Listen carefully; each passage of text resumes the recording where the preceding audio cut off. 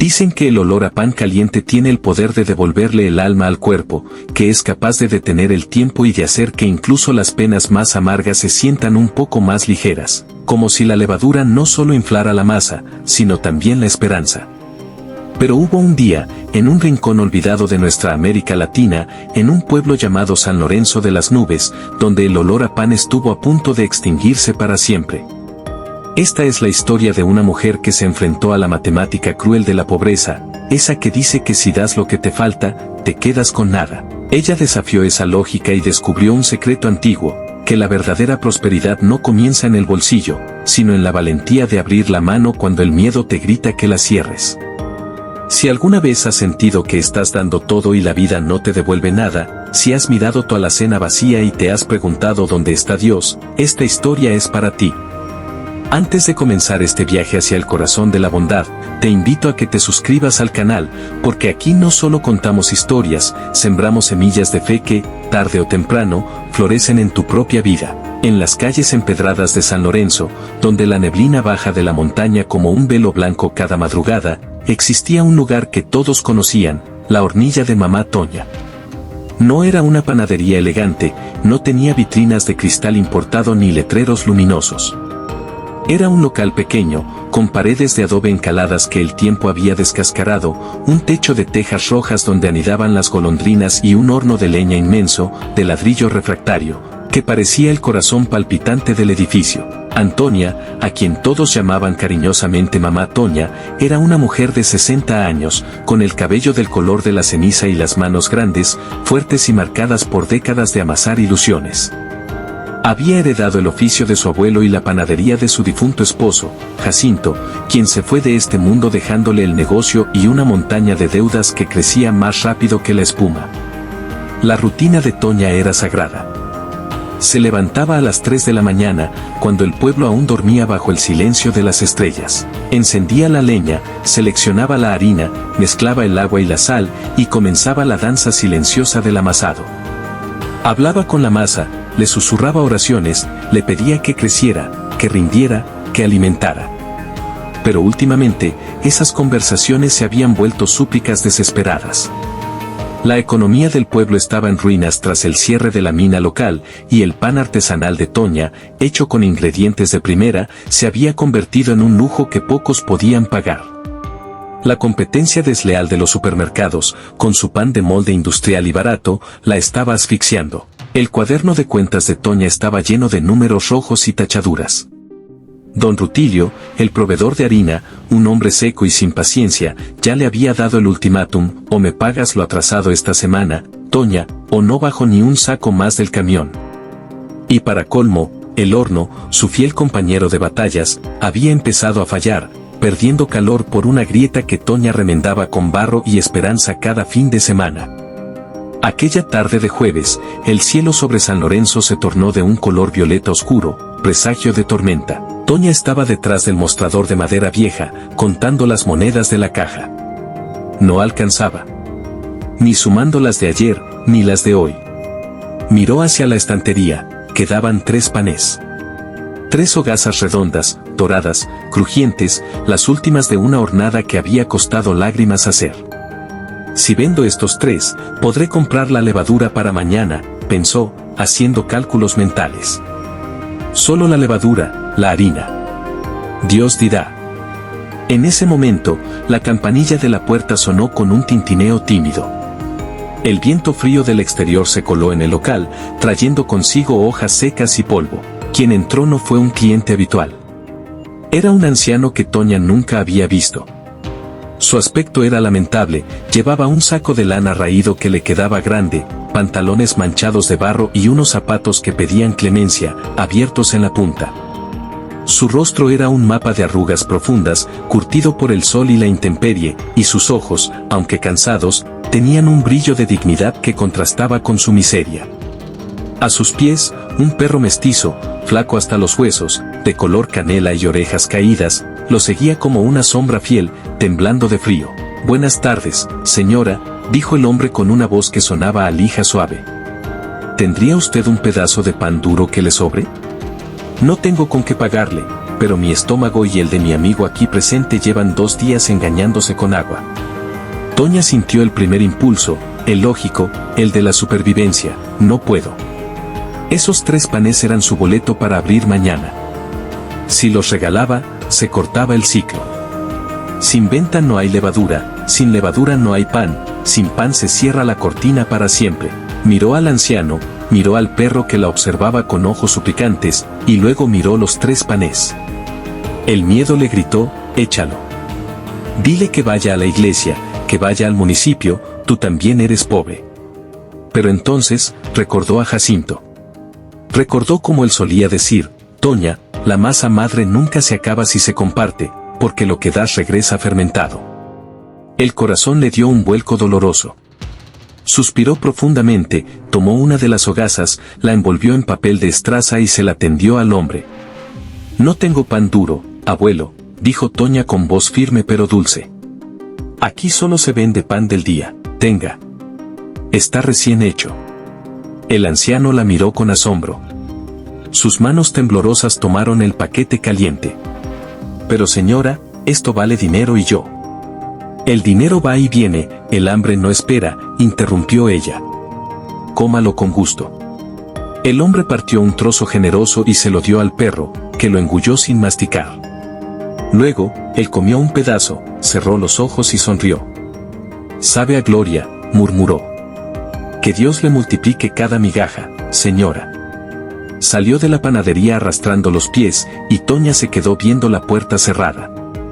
Quedaban 2 panes. La levadura tendría que esperar.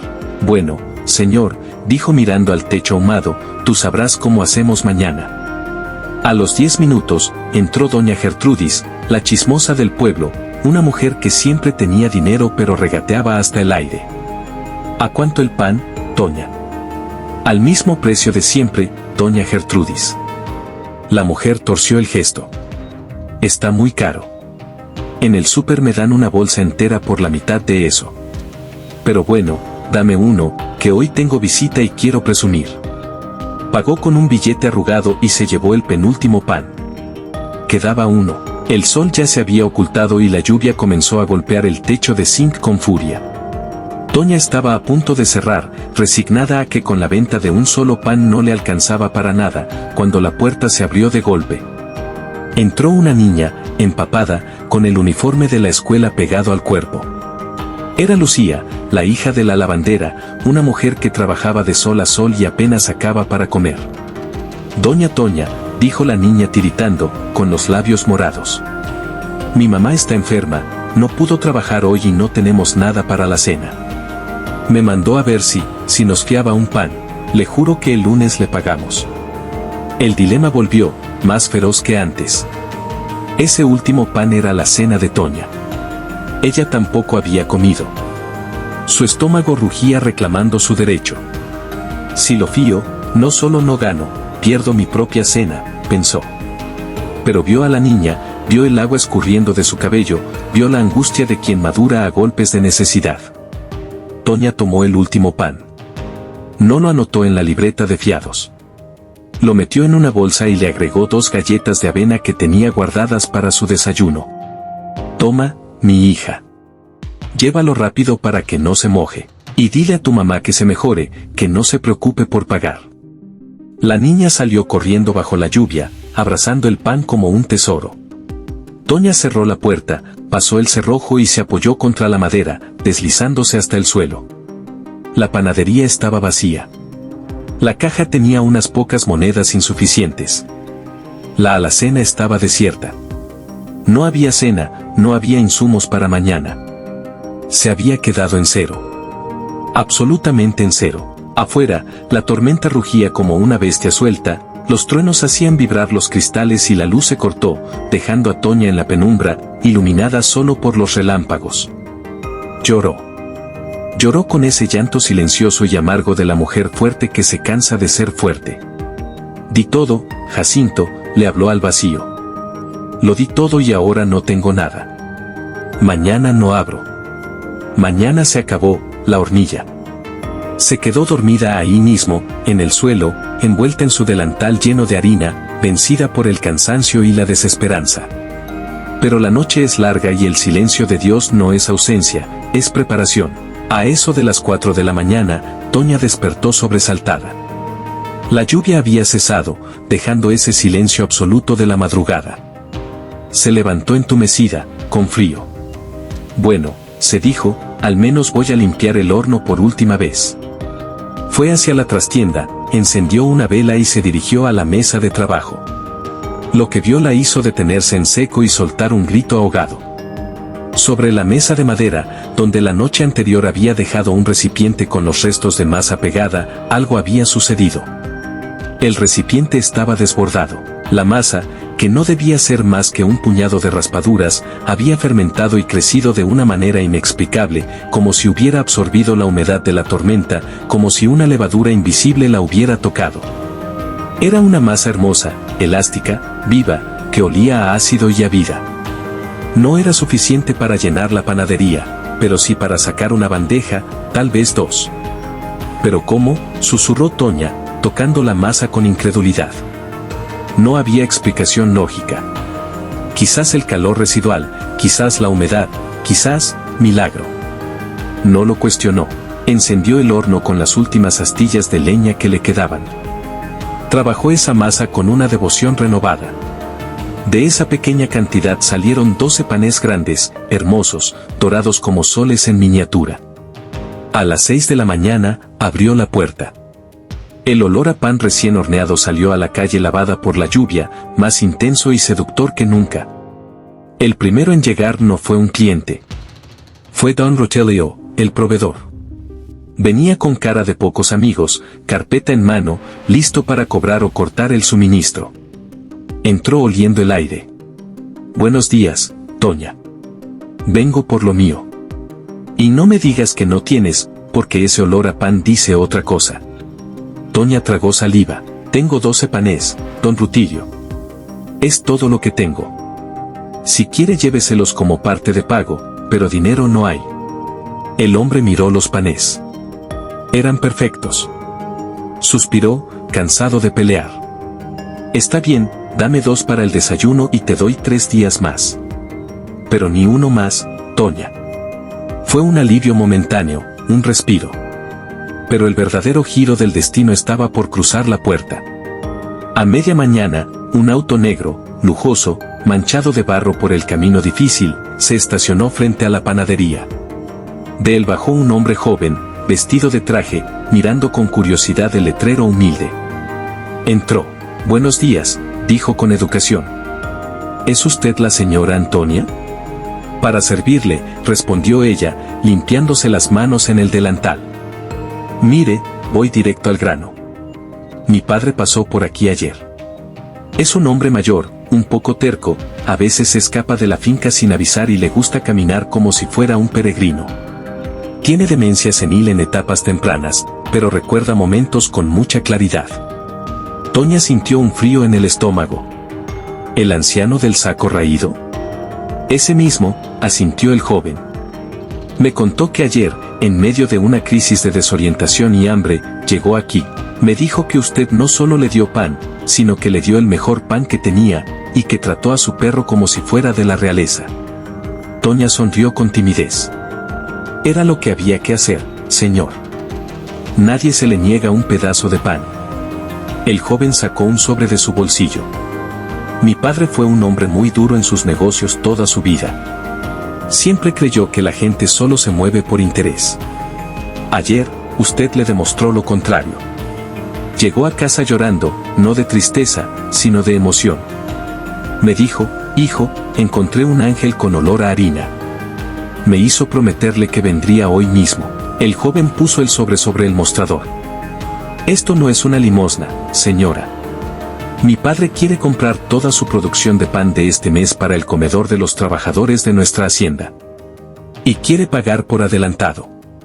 Toña abrió el sobre. Había un cheque.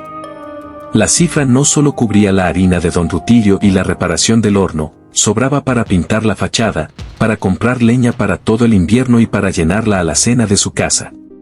Las piernas le flaquearon. Tuvo que sentarse en el taburete viejo para no caerse. Señor, esto es demasiado. No, respondió el joven sonriendo. Mi padre dice que el pan que se da con el corazón tiene un precio incalculable. Usted no le vendió pan ayer, usted le devolvió la fe en la humanidad. Y eso, doña Toña, vale mucho más que este cheque. El joven compró los panes que quedaban, los pagó al triple de su precio y se marchó prometiendo volver al día siguiente por el primer pedido grande. Toña se quedó sola en su panadería vacía de pan, pero llena de luz. Miró el horno, miró el lugar donde había dormido la noche anterior pensando que era el fin. Y entendió que la masa que creció misteriosamente en la madrugada no fue un accidente químico, fue una respuesta.